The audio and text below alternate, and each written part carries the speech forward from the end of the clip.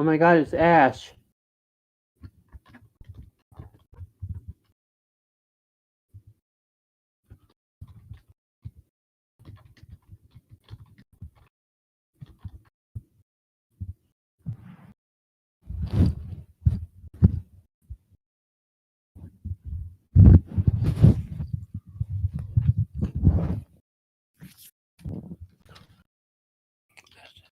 There's our boy Ichigo.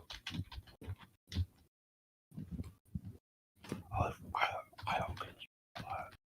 I hope King's alive.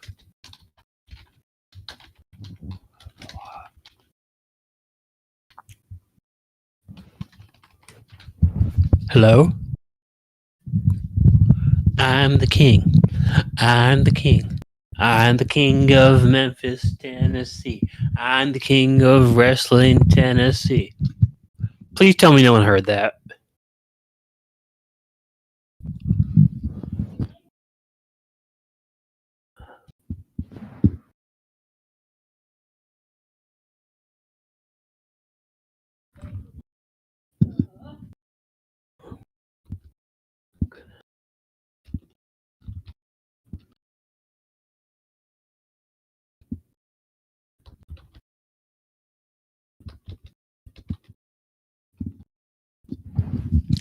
I'm the king.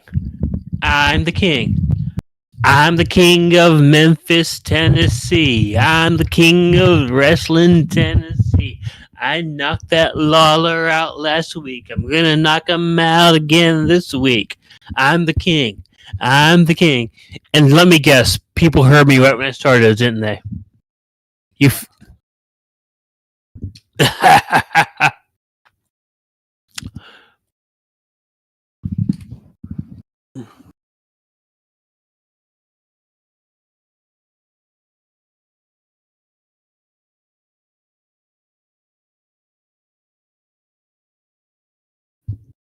I miss Google Hangouts.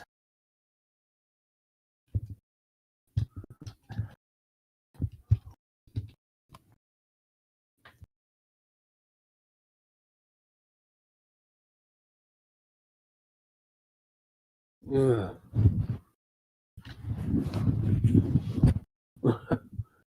Okay, we're both confused. We're both confused. We're both confused. No one can hear me. But you can cute cat pictures.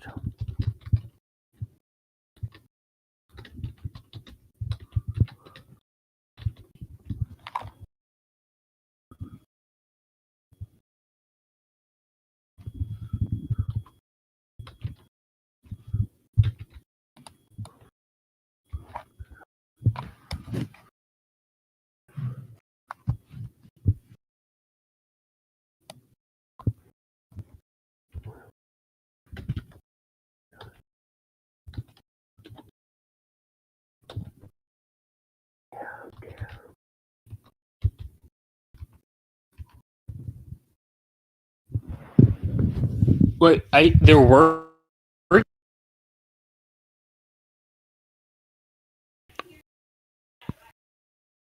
Okay. Applesauce.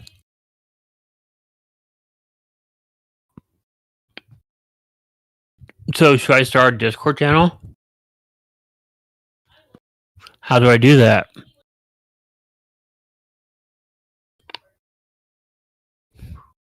Oh wow.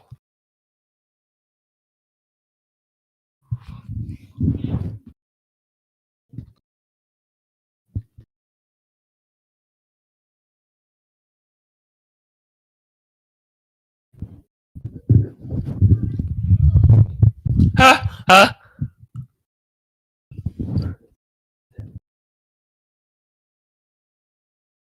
That's my girl Drew.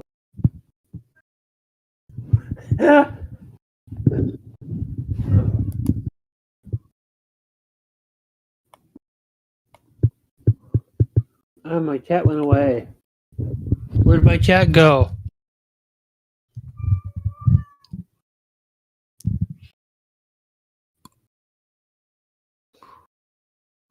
Hello? Hello? Oh, you can hear me? Everyone who can hear me, type 5 really quick right now. Come on, 555. If we don't, I don't get 5s, I'm going to start doing the Andy Kaufman song again. You know, I'm the king. I'm the king. I'm the king of Memphis, Tennessee. I'm the king of wrestling, Tennessee. I knocked that Lawler out last week. Huh.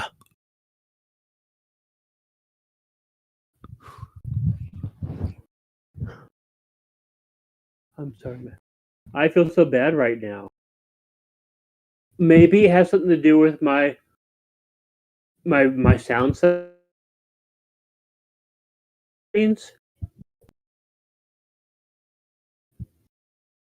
Hmm.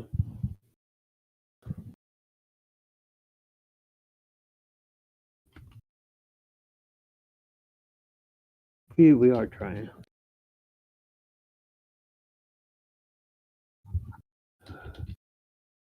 Yeah.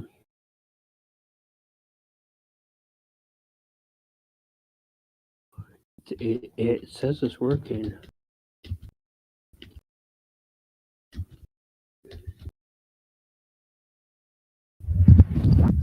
I'm the king. I'm the king. I'm the king of Memphis, Tennessee. I'm the king of wrestling, Tennessee. King's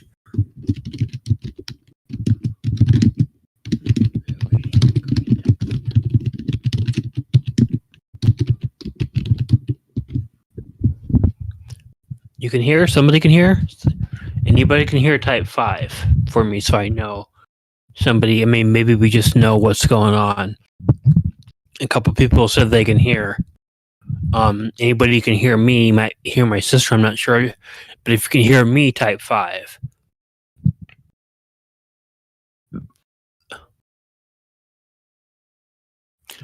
No one's typing 5, so they can't hear me. Um,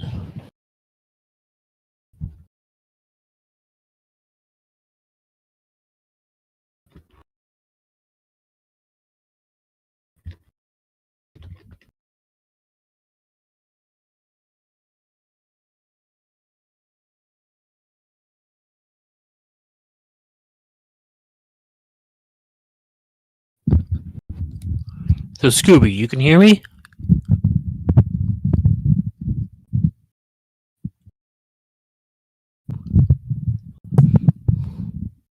5, 5. See, I got a 5. Okay, okay. Some more 5s. There's some 5s now. Something's good's going on. Something's good. I'm not going to do the Andy Kaufman song again, but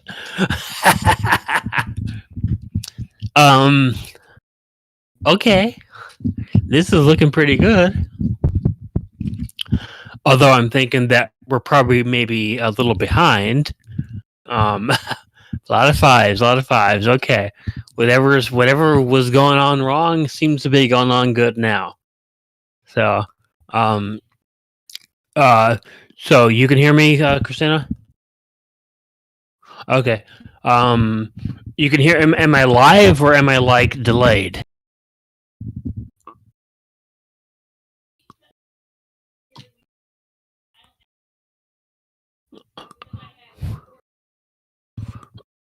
Oh, oh, my voice is not that sexy, but I appreciate it. Um, Again, I don't know if it's delayed or not. My sister seemed to have figured it out. So, you guys got the fives going on. So I'm just kind of wondering, if you can hear me live right now. Type the word live for me. I mean, I don't listen to myself because I've heard my voice and hoo. Yeah, it seems like there's a delay. Which may not be great because I like interacting with you guys I like to read your comments and stuff and keep caught up. But maybe you can maybe refreshing might catch up. I really don't know. But give it a shot. But DLL711, thank you for being the first person who typed a 5. I appreciate that. And John, I'm not as sexy as you think I am, but I appreciate the thought nonetheless. Yeah, we're still working out the kinks, so I apologize that for the delays and for everything else that's going on. If it's cutting in or out, I'm sorry. We'll get it going. I mean, it took me forever. I'm technologically, I'm pretty stupid. I will tell you that from the beginning. I very, very much back before Windows 95 when they had that Windows 3.1. Hey, I knew my computer stuff. I knew my computer stuff good then. And after that, nope. I didn't know it too good, and I went into psychology, as you guys know, was my profession, and kind of gave up on computers. My sister is sort of my go-to. For my late brother David was also the go-to. A lot of times, what I would do is I would listen to both of them, and I would take the information that both of them gave me together and put it together because they were usually pretty right. I just myself am pretty stupid when it comes to this, so I got to rely on other people for it. And that's not, again, Christina, that's not saying you did a bad job. You did a great job. If it was me, it would have taken like 3 more hours. So thank you. But whatever's going on, it seems like we're still having some bugs. So, because I can see a lot of comments that are coming up in response to things I said like maybe a minute or two ago. So we're just gonna have to maybe be okay with that right now. I will make it up to everybody though. We'll work out the kinks. We'll figure out what's going on, and I will do another live stream. Either maybe not tomorrow, but maybe tomorrow or Monday. Here's what I'll do, is watch the community tab. If we can figure out all the kinks and get them all worked out, I will post a link in the community tab to tell you, hey, when we're going to go ahead and do a stream. So again, I'm a little behind, which is not really the way I like it. I'd like to talk with you guys on a very conversational basis, and we're not really doing that very well at the moment. But I'm glad you guys can hear me. Again, everyone, thank Evil Black Cat for that. She's the one who helped out. Without her, I'd be sitting here like pounding on my keyboard. I would be like, "What's going on? What's going on, man?"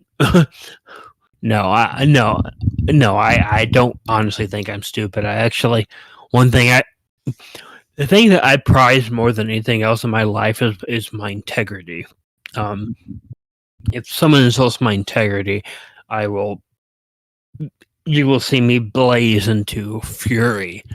Um, my intellect is probably the second one, but at least I can be modest about it. I know what my strengths are.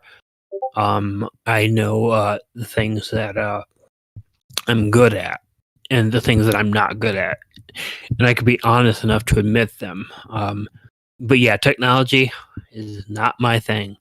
Um, but yeah, if you figure this out, I'll donate. uh, I appreciate that. But yeah, I will figure it out no matter what. Well, to go ahead, what we'll do is we'll go ahead and we'll talk for a little while now. My sister has a story that she wrote based off somebody's true life experience. So I'm going to read that for you guys in a few minutes, and that's going to be kind of the point of the stream, other than just wanting to talk to you guys and let you know what's going on.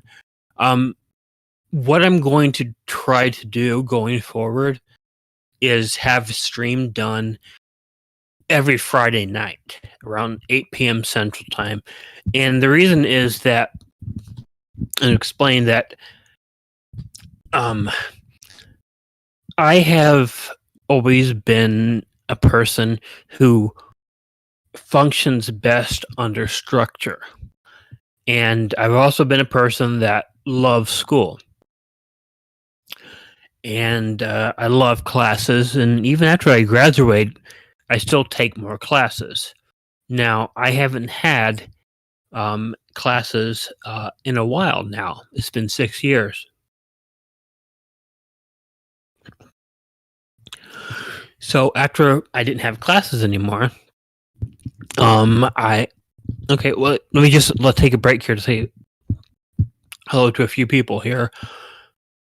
Looks like Aisha, 1994. If you're going to bed or anything, leaving, I got your message. Hello, Scooby 724. I hope you have a great rest of the weekend too. And Elkby, I looking forward to hearing things too. Just let me know. But to continue, and hi Laura, hello back. Let you guys know what I'm going to be doing. And I'll post stuff in the community to let you know. But I need structure, and I haven't had it. And I think maybe one of the best things for me to do for structure is to schedule a weekly live stream. So my idea is going to be every Friday night, 8 p.m. Central Time. Now, the reason I chose Friday is actually because I've always found Friday to be the horror night. A lot of people think Saturday is, but you know, the X-Files, when the X-Files first came on, it was on Friday night. Back when I was a kid, when we'd rent horror movies, we always rented them on Friday night. And Friday night was the scary night, you know. So it means something to me in that way. So what I'm going to start doing, and I will stream again, like I said, in the next couple of days. Maybe tomorrow if we work out all the bugs. But definitely every Friday night. So go ahead and start deciding that, even if you don't hear from me, and I'll post it on Twitter and on our community tab. So it will be there every Friday night. Now, within the next couple of days, also, I'm going to again keep a lookout on King Spook's channel. He has me narrating what are called green text stories. Obviously, they're anticlimactic, scary stories from 4chan. I'm not quite familiar with them, and some of the stories are really weird. But you know, again, he King Spook did a lot for me in the beginning, and it's been 5 years, 4 years, and he's been consistent he's been consistent in helping me out. So I'm going to go ahead and repay that kindness. I mean, for him, because he's a good guy and it's helped me out a lot. Now, if you guys can just give me a couple moments, what I'm going to do is, what I'm going to do is I'm going to pull up the story. I'm going to go ahead and read that story, and we'll work from that. So the story comes first, and what I will do then is that me and my sister will continue to work on and try to the community. Sorry, the community tab is on the main page of my channel. So if you open up, you can go to my channel. There'll be several tabs there, and there'll be the community. You sound like a psychologist. That is a good compliment. That is a compliment. I don't know if I sound as much like a psychologist as I. Oh my god, he talks too much, and a lot of times I just can't shut my mouth. I'm looking for that story now, and I'm having a problem finding it. Evil Black Cat, can you resend it to me? You sent it to me just through Discord, right? Email. Okay, she sent it to me to email. So let me pull it up on email, and I'm going to read you guys the story. And it'll be just a second. Well, it won't be just a second. It'll be a couple seconds, but I'll pull the story. But let me just do one more thing too. I'm sure most of you have seen this. I am a complete and utter coward when it comes to heights. I am a chicken shit when it comes to heights. I will go as Evil Black Cat will probably, and she's like typing under my name too. She will tell you right away. I go on a roller coaster, and I will be like, I want to get off the roller coaster. I'll go on it to scare myself, but this video right here, oh my lord! I'm sure most of you have seen it, but it scared the crap out of me. I was crying like a baby. But it's oh my lord! How any human being in the world could climb up on a freaking 650-meter building up onto a scaffolding with no lordy. But I just wanted to share that if you have not seen that and you're scared of heights like I am, then you go ahead. Oh,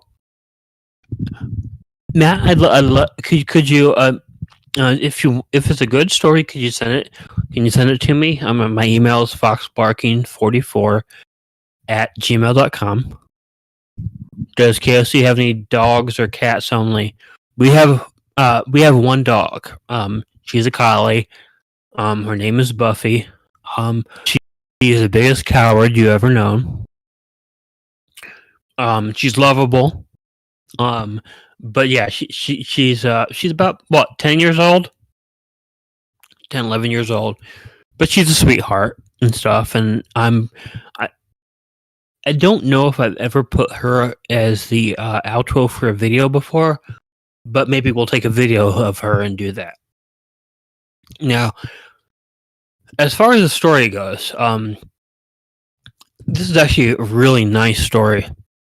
I don't know if most of you are aware of what a bone is, but if you ever, most people I can say that if you watch anime or you've seen the Karate Kid Part 2, you know that what a bone is or you play Final Fantasy X. A bone is a sort of ritual dance that guides. In Japan, it guides spirits into the afterlife. So it's this story is going to be the third story in my next video, which will be out tomorrow or Monday. But yeah, I thought I'd read it for you guys first. It's a really, really good well written story. No written story. I sound like Elmer Fudd. That Wesley Webbit. But I'll go ahead and read the story for you guys. So the very few of you who showed up and have been patient through the technical difficulties and stuff, this is what I'm going to give you guys for coming here for me. So the story is called "The Beach Throwing the Bomb," and here's the reading. I've recently been lucky enough to get the chance to live my dream as a teacher in Japan. I can't express the years of work that have gone into meeting the requirements for the program. And even now that it's happened, I almost can't believe it. But after all of my studies, it seems, I still have a lot to learn. After being in Okinawa for only a week, the festival of Abon came up. Abon is a festival that in Okinawa lasts 3 days, during which you honor your ancestors who have gone to heaven. There are a lot of carnival-like celebrations, and I found it absolutely fascinating. However, I have been going to the beach on a daily basis and taking pictures. As someone who has never seen the ocean, I found myself enthralled by it. I was also enjoying taking pictures to send home. But I was informed, on the first day of Abon, that you aren't to go too near to the ocean, lest ancestral spirits decide to take you back to heaven with them. And though I dismiss this as silly superstition, I still intended to respect local custom, so I planned on not visiting the beach for a few days.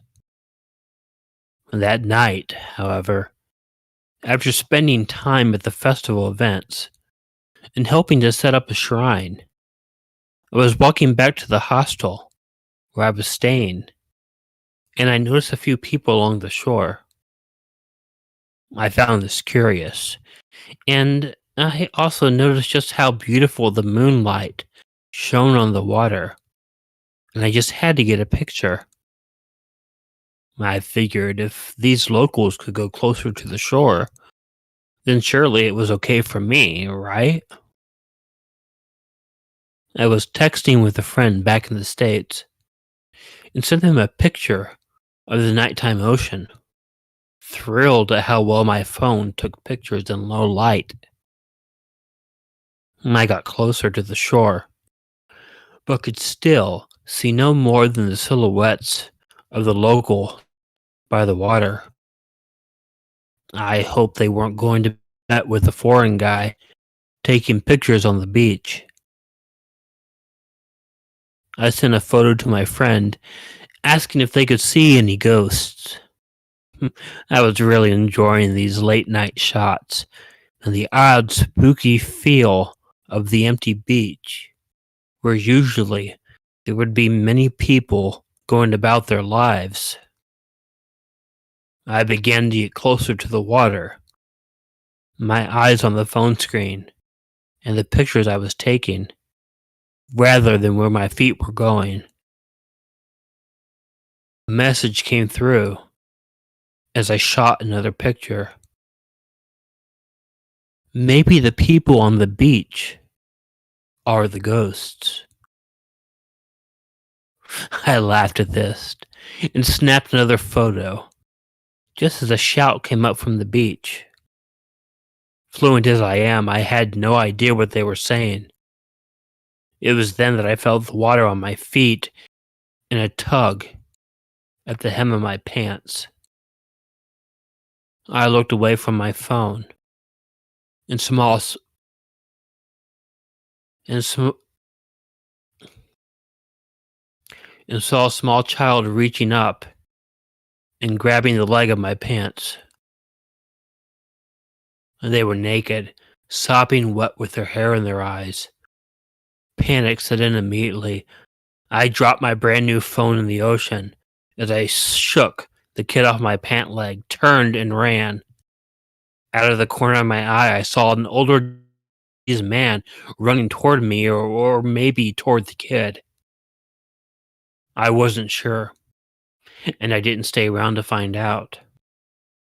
I ran all the way back to my room, cursing myself for not listening to my boss telling me, stay away from the beach.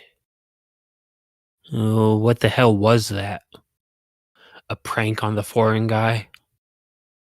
Or was there a child in need of help? And I just ran off like a shit. I comforted myself with the fact that the locals probably helped the kid out. And it was so dark, I doubt any of them knew it was me. I was afraid of being teased later. What do I know? I mean, there's no such thing as ghosts. Ancestral spirits dragging you to the heaven on the waves of the sea? Nonsense. I know this. I do.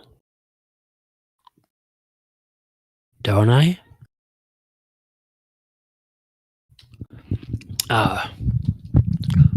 So, if you guys are caught up for me, I hope you'll enjoy that story. Fiverr, what's that? People would hire him? No. A lot of people have been making fun of my Lisp lately because I have a Lisp. And I've done a lot of pro gay videos, and people are like, it's like, oh, KOC, the way you pronounce your R's and your S's, we know you like the boys more than you like the girls. I'm like, you guys really don't know anything. But no, I've never actually been a fan of my voice. I'm really happy that some of you guys like it, but I hope you like the story the most. I think the best thing that I offer everybody are original stories, and that is sometimes videos, because I want to make sure that not only do I find new stories that no other narrators have done, I want to be able to read them in a way that is effective. I want to love and have all you people be like, okay, this is something I haven't heard. This is something done in a different way. And that means a lot. And that's been the premise of my channel. The only reason I started the channel to begin with. Something I would never in a million years thought would have reached the heights that we have. But I appreciate every single one of you for it. And I see you there, Vina. Woot, I'm here. Welcome. I do have to feel a little bit bad because the stream's only going to go on for a couple more minutes. I need to get some work done for I promised King Spook I would finish narrating some stories for him. I got to narrate and edit for him, so I got a lot of work to do. But what I'm telling you guys, everybody, is that watch the community tab, and I will tell you when the next stream will be. If me and my sister can figure out all the nuances of the live streaming, maybe we can have it be tomorrow. If not, maybe like Monday. But if you keep an eye on the community tab in Twitter, for those of you that follow me on Twitter, I will definitely keep you updated, and I will read another story. But I hope you like that story. I mean, I think one of the things I really liked about that story was it was very well written. Now I know that all of you know how much I love Japanese culture, Japanese mythology, and Japanese horror. Some of the Japanese horror just scares the crap out of me. But when King Spook gets his video up, also, keep an eye here. I'll post it in community. I will post it on Twitter. So even though I don't quite understand the stories, if anybody wants to talk in the comment section and explain them to me, they're called green text stories. I guess they're anticlimactic stories that are taken off of 4chan. Trust me, they are anticlimactic. they're a little strange and stuff, but it should be out tomorrow. I'm just trying to do editing for him. He doesn't want me to do editing, but anybody who listens to me knows I have to do editing. But when the video comes out, I will go ahead and give you guys a link onto it. It'll be on the community tab, Twitter, and Facebook. I don't update Facebook a lot. I know John Papa, who's listening, I hope I pronounced your name right, but John follows me on Facebook, but I don't like Facebook. I don't know why. I really don't. It's Facebook is like drama. Twitter's like less drama, so I deal with it that way. But I get a lot of drama on Facebook that I just kind of try to avoid a whole lot, from extended family members and people who knew me 20 years ago. Oh, why are you doing this? And oh, Claire. Thank you very much for that. That helps. Now, that kid Kelly, I've never heard you talk. I mean, you and I have conversed, and you and I have had some of the most amazing conversations ever. Conversations that I like to this day and think about. But yes, so here's what we're gonna do. Do I live in Chicago or Tennessee? Right now, I live in Tennessee. This is not completely by choice. I moved to Tennessee 6 years ago because my mom and her husband, my stepfather, opened up a convenience store, and I didn't have much faith in it, and I felt that I should come down here because I have a steady paycheck, and felt that maybe I should try to help out. I mean, the store was open during a recession.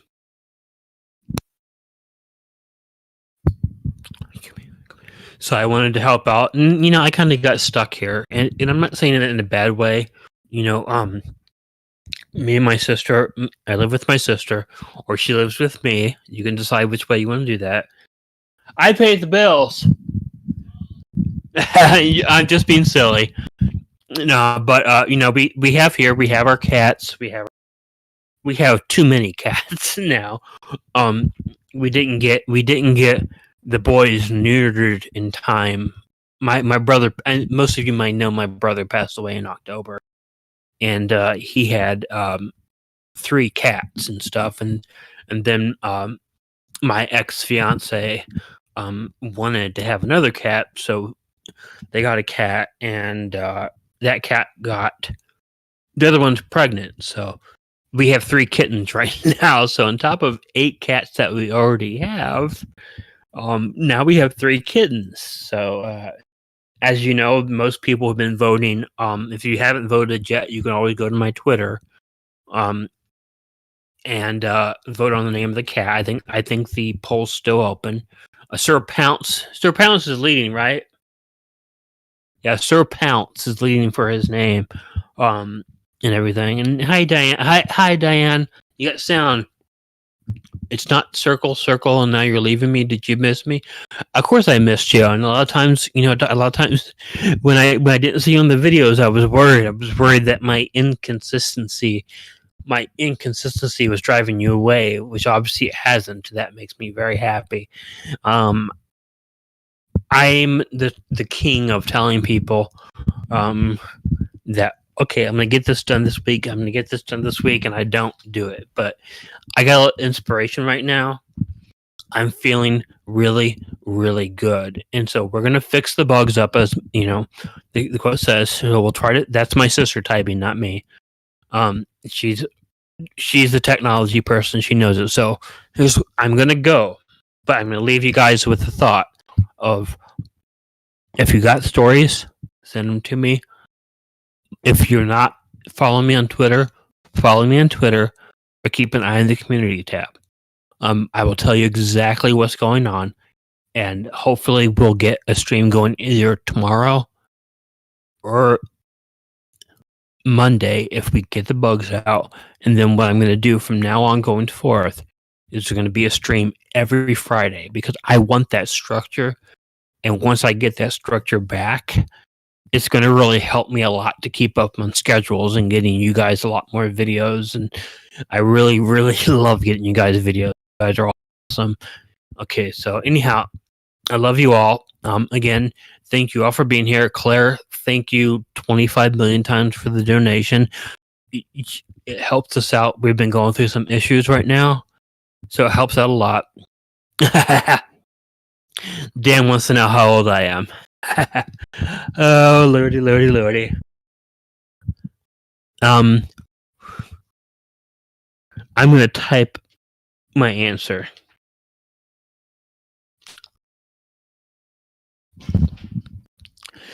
I love the Smoky Mountains, but no, we're nowhere close. I don't give my age out to anybody, and it has nothing to do with I'm too old, I'm too young. It has to do with that age is silly, you know. To me, age is silly because it all age is how many times the earth has gone around the sun while I've been alive. It doesn't tell you anything about me. You know, follow me on Twitter. Follow me on YouTube. 2 days old in the dirt. Yeah. Can we kick him? Can we kick Kelly out of the room? 2 days older. Yeah, let's kick him out there. No, we're just kidding. I love the guy. The one thing I'll do is just before I go, because I'm about to go, I'm about to tell you guys one more thing is that most of you know that I'm a skeptic. I mean, I read supernatural stories and stuff, and I'm as a Japanophile, and that is actually the correct word. I love Japanese spiritual stories. I mean, there's this series of shows called Tales of Terror from Tokyo. I've been watching nearly every day for for like 10 years. Actually, more than 10 years. So I listen to it, and I know that I don't know everything that's going on in the world. I may be a skeptic, and I was going somewhere with that, and I completely forgot because I just go ahead and I do that ageless. Oh yeah, that has to happen. But the thing is that hey, where was I going with that? I'm just totally losing my mind, aren't I? I was going somewhere with that, but I completely lost my train of thought. But I feel good. But yeah, the thing is about age, again, it doesn't really matter. It doesn't tell you anything about me. Listen to my stories. Listen to me on my community. You will learn so much more about me from doing that than you ever will from me telling you how old I am. Oh, that's where I was going. One of my favorite channels is Team Skeptic. And he's I'm really kind of actually I was kind of hoping he might show up because I follow him a whole lot. He's mid-30s. Well, it's a good guess. But then again, you could have said 15, and I would have said that was a good guess. I would have said yes, I'm still a twink. But there's this Team Skeptic. He mainly makes anti-flat Earth videos. And he he sounds like he's like 15 years old. Late 30s, early 40s. Oh, come on. I'm gonna cry. No, I don't really care. It doesn't mean. If anybody really wants to know, I'll tell you. But it doesn't matter. But Team Skeptic, it sounds like he's 15 years old. And then he did a live video where he posted. He looked like he was a little bit. He would look like he was maybe in his early 40s, and I was like, he may not be, but he sounds like he's 15. And it's like, God, I mean, I wouldn't mind sounding like I was in my mid 40s if I look like I was 15. Anyhow, oh, Kev. Everyone say hi to Big Kev there. He's my Big K, one of my best friends in the entire world, one of the greatest people I've ever known, who I love very much, who's always been helpful, always been there for me. But now I'm gonna go, guys. I need to work.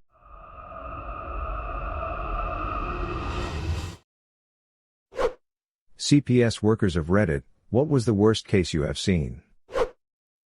One of my uncles was a CPS worker for a good amount of time before he just couldn't do it anymore, and I can remember two cases that he brought up while at a get-together. First, Mom was sending her 6 to 8-year-old daughter over the border to Mexico on a bus, where she would be picked up by pedophiles who would keep her for a few hours before sending her back with payment. Second, Dad was raping his 16-year-old son to the point that he had developed a defense mechanism that involved crapping on himself to keep his dad away. He ended up having to wear adult diapers after CPS took him, because his defense mechanism became his go-to for whenever he felt scared. I got a good one. Well, not good. You know what I mean. Back in my mid-late 20s I worked as a CPS agent. Specifically, I was the type to be sent to scope out living areas to see if it was suitable for the child. I think the worst living situation I've seen was this. So, I get called to this place. The report states that the house this family is living in isn't suitable for the child. It's pretty vague, as they tend to be on my end, so I go to the place. It's a really small house in middle of nowhere, Texas. This house looked like it had been abandoned for the last 100 years. It was essentially just the husk of a house. Rotting wood, barely stable. There isn't really a front door, or front wall, so I let myself in. I'm really confused because there's no way anyone could live here. There are no cars, no signs of life. I decide to walk around the outside of the house to make sure. In the distance, I can see something that doesn't look like it belongs in a Texas desert. I walk towards it, a good mile away. I get closer and notice that it's a tent. Actually, it's 3 tents all next to each other. Crappy tents at that. There's a bicycle leaned against one of them that's missing a wheel. There's trash everywhere. Mostly beer cans and cigarette butts. There's also plenty of food wrappers, hypodermic needles and what appears to be used toilet paper. The area smells atrocious. I approach the front of the biggest tent and can hear people's voices coming from it. The voices have thick southern accents, and they sound weak for lack of a better word. I can only make out 2 distinct voices, they both sound like adults. I stand in front of the tent and just say, "Hello? Anybody home?" I understandably scared them because I hear, "What the F?" come from the inside of the tent. A very skinny looking man, likely in his late 20s, unzips the tent. He is completely naked and is holding a small beat up kitchen knife. He looks high out of his mind. He asks very politely, "Who the F are you?" From inside the tent I can see that there is a woman crouched in the corner of the tent, also high out of her mind. I couldn't even tell if she was fully conscious, but the baby she was nursing certainly was. I said, "Hello, my name is Agent, name, and I work with, City, Youth Protection Services. I've been called here about a poor living situation regarding children. Sir, do you have any children here with you?" I'm extremely scared at this point. I'm in the middle of the desert and the only item of self-defense I have is a taser.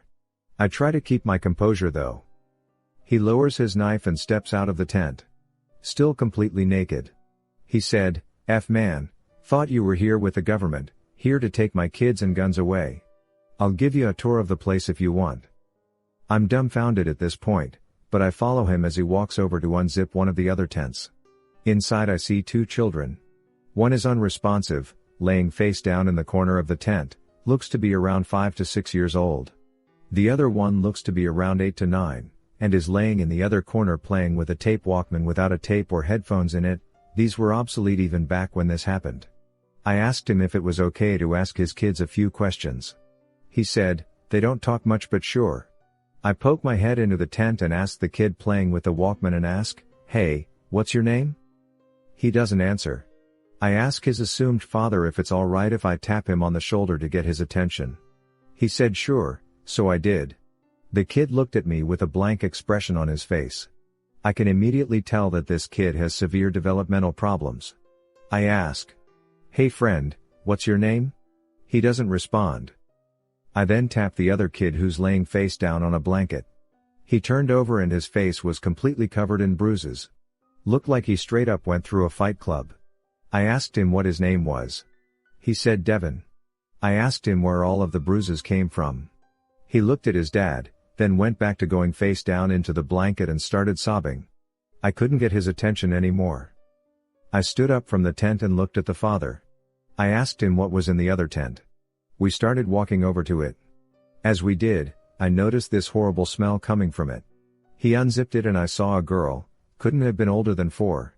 There is a corner of the tent that is lower than the rest of it. It is full of urine. Like, to ground level, just full of urine. She's in the corner of the tent playing with some dolls. I stand up, tell the man that I'll be right back, just have to grab something from my car. I return to my car and call the local police.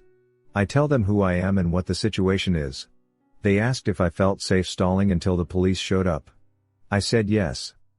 I talked to the father about not much in particular. I asked him why he thought the government was coming for his kids and guns. He went on this long incoherent rant about how, ever since he moved here, he feared that he was going to lose his guns. I asked him where he kept the guns. He said he kept them under the floorboards in the rotting house. Around this time, the police showed up. 3 patrol cars full of cops drove out to the tents. The man didn't even turn around or notice until one of the officers told us to put our hands up and drop to our knees. They get processed, the kids get put in foster care. As it turns out, the couple were biological siblings, and heavy meth/heroin/crack users. I didn't work in CPS, but I did work closely with CPS. I worked for a non-profit emergency shelter, for children who had been abandoned, neglected or abused. Mind you, I worked at this shelter 10 plus years ago, so the details are a bit fuzzy. I get a call one night, work graveyard, about 2 male sibling group coming in. They had been found and picked up at Motel Drive. The oldest is 11 and the other is 9. I start reading their case file and there's a long abuse/neglect history. After being with us a few days, the 11-year-old is showing increased signs of PTSD, hypervigilance, paranoid, aggressive. He ends up pulling a knife on another one of the kids in the shelter because they came up from behind and grabbed him. Apparently, the mom, who was a heroin user, was prostituting the 11-year-old out to John so she could get money/heroin. He would stay awake all night in the motel while she was out of it on heroin, to make sure none of the Johns came back to hurt her or his younger brother. By the time the kid turned 12, he had been expelled from 3 different elementary schools and was banned from that particular school district. Eventually, mom lost custody and the last I heard is they were placed in foster care. Not CPS, but I worked in partnership with them. In all of these cases, CPS workers were on my side and their leadership was against them. They had far too many cases to be safe. I witnessed a physical assault on a child. It was incredibly violent, and the parent could have broken the child's neck while I was watching and moving towards them. I dialed 911 and stepped between them.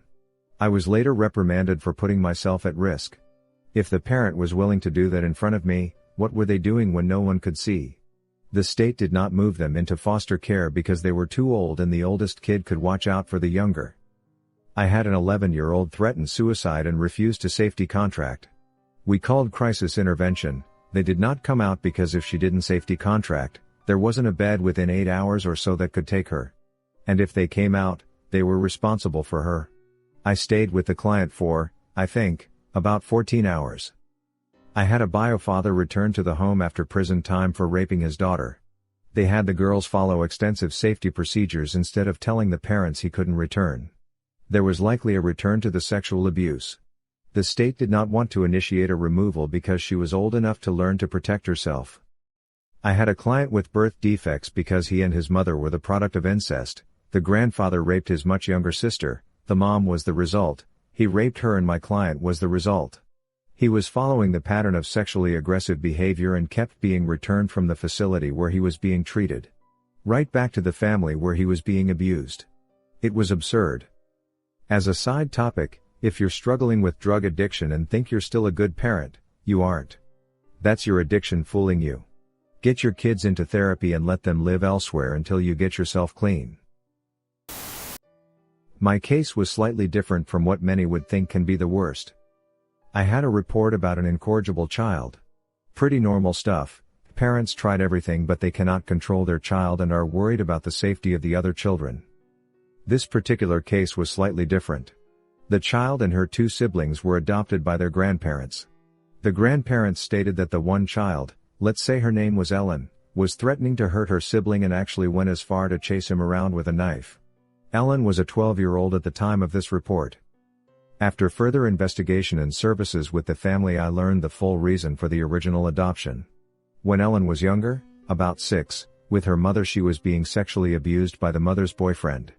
When Ellen's mother found out about the abuse, she murdered the boyfriend in front of Ellen and had Ellen help her clean up the mess. Now comes the grandparents unable to figure out why Ellen is troubled now. After talking to Ellen more, she was angry at her younger sibling for being normal as he was also present for the murder but too young to remember. As I last keep up with the family, the grandparent and siblings left Ellen behind and moved to another state. Ellen is currently living with a foster family and is doing much better. The one that hit me the hardest was before I actually started going out on my own and was shadowing the after-hours team. We got a call from a different state worker about a family who had moved to our state and we needed to follow up. The family had 6 kids, and the barely 12-year-old girl in the family was a registered sex offender. At 12. It was heartbreaking. It was a blended family, and the mom, who was the bio parent of the girl, believed that the girl had been exposed to porn and sex by her bio dad. Anyway, one night, one of the kids said, "Girl's name, touched my penis." The parents, shocked, talked to each kid individually where they all disclosed that she had touched them. Not knowing how to handle it, they called CPS in their state for help. CPS came out, called the cops, and for reasons that weren't clear to me, the child was placed on the registry by a judge. In my experience, usually they try inpatient and other therapies before going that route, but apparently that state and judge did things differently. So, when the family moved to our state, we had to go out to make sure the family was following adequate guidelines. For example, the girl was not allowed to be alone with her siblings. She couldn't swim in the pool at the same time as her siblings. She couldn't go to school or the park or birthday parties, because she was a sex offender. Her siblings couldn't have friends over. She was such a sweet kid. It really was such a sad situation. She told us she wanted to be a fashion designer and her favorite thing to do was play Xbox with her siblings. All the kids were in therapy, and they appeared to harbor no ill will toward her. I think about this case a lot and I always wonder what happened to their family. Not CPS, but juvenile justice. My favorite is a kid who came into my office and told me, "I'm sorry sir, I can't talk to you. My mom told me to never talk to white people." His parents jumped him into the gang before he hit puberty. His first run-in with the law was when his mother abandoned him as a distraction when she was being chased for shoplifting. Late to contribute but thought I would add. I am a neurosurgeon, not a CPS worker. The case was infantile rape. The true disgust, however, is when you consider the mechanics that result in the degree of injury. A child is flexible but weak. In the effort to rape her, both hips were grossly dislocated. A child's orifices are obviously too small for such penetration, so the vagina and anus were severely torn. The penis entered the rectum at least a few times, resulting in rectal tears and colonic perforation. The vagina and cervix were torn as well, and the uterus was severely damaged. The baby, to deal with crying, may have been hit against an object, resulting in multiple rib and spinal fractures, as well as a depressed skull fracture. I have been in neurosurgery for over 10 years now, and this was the only time I let out a tear and vomited violently. The infant did not survive. I did not have the heart to follow up on the perpetrator, for I feared my reaction if I were to learn he got away or if I did not agree with the punishment. Not a caseworker but worked at a foster care agency for a while. Craziest case I heard about involved a kid that was very difficult to place because he had a bad habit of stealing cars, with a long rap sheet that was entirely stealing cars. The foster family he was placed with had their car stolen by him twice and had a meeting with the caseworker about it. Well, while the caseworker was there, the kid managed to sneak out and steal the caseworker's car. He drove it to the park because he had decided he wanted to go to the park. The kid was 9. I'm pretty sure they moved him to a group home after that. I'm a CPS investigator, so I'm the front line of all the allegations. Here's some background just so you understand what my obligations are. Our state splits it up into 2 divisions, DHS and the state police, who have their own division. The state police get the worst allegations, such as sexual abuse, immersion, severe physical abuse and infant deaths. DHS gets the more run-of-the-mill, like cuts, bruises, welts, striking a child on the face/head, and any kind of neglect, medical, educational, environmental. I work for DHS. And here's the kicker, the state police can't do a removal. So if they feel a child is unsafe, they have to call us, and we reassess, then make a removal based on our decision. The worst case I've seen was a secondary response for the state police in order to do a removal. 8-month-old girl was being watched by her mother's boyfriend.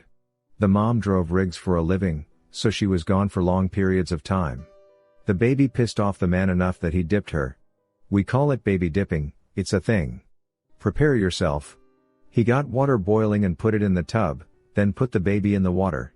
She had extensive burns over 70% of her body. That baby is going to have those scars forever. And to put yourself there, he got pissed off, put water to boil, and waited for it to get hot. Waited all that time, knowing what the hell he's going to use it for, and then did it. Heard her screaming and then took her to his Podunk Regional Hospital. She had to be transported to the State Children's Hospital. Then someone else had to call her mother and tell her what her boyfriend did to her daughter. And the worst part is, you get used to all that. Not a CPS worker but worked for a psych office contracted by CPS to interview/test children and parents under investigation. Interviewed a mother accused of burning her 11-year-old across the face with an iron. I only saw pictures but I couldn't sleep that night. The mother had dead eyes and spoke in a creepy monotone the entire time. Only referred to her child as the younger one, because she had an older child as well apparently. Not a CPS worker but was an abused child. My mom's husband began molesting me at 13. This continued nightly, until I finally called the cops at 17. The CPS agent was so calm and comforting amidst all the drama, told me no matter what I could call her and she would be there for me. Anyway, the cops told me I was a slut and asking for it. My mom never believed me. I ended up living in an abandoned house for 5 months until I gave in and went back. Put a deadbolt on my door. He started raping me when I was 18 because I was legal now. I'm 25. Still jump when I hear things behind me. Still have nightmares and extreme anxiety. My mom is still married to him, even after watching him beat the crap out of my younger brother, and knowing he was raping me. She believes I seduced him. He's a meth junkie now and will probably ruin my mom's life. I wish every day I had called that kind CPS agent. She warned me that may happen.